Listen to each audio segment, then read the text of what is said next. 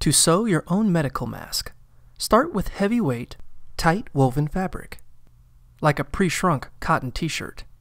Cut out one 7 by 8 inch, 18 by 20 centimeter rectangle, and two 36 by ½ inch, 91 by 1 centimeter strips. Then center one of the strips at the top of the rectangle, and fold the top edge of the rectangle down ½ inch, 1 centimeter, over the strip. Sew along the raw edge to create a pocket.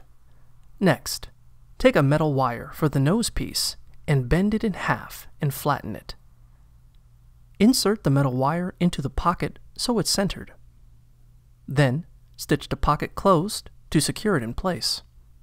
Now, make 3 evenly spaced pleats going down from the top of the mask. Sew down the sides of the mask to secure the pleats. Then, center the second strip at the bottom of the rectangle, and fold the bottom edge of the rectangle up ½ inch, 1 centimeter, over the strip. Finally, sew along the raw edge and catch the strip in the seam to secure it.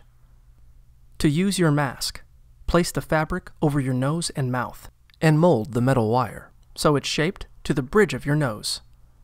Then, tie the ends of the strips together behind your head. A homemade medical mask may help reduce your exposure to viruses and prevent you from spreading them, if it's all you have available. But keep in mind that it won't be as effective as a manufactured medical mask.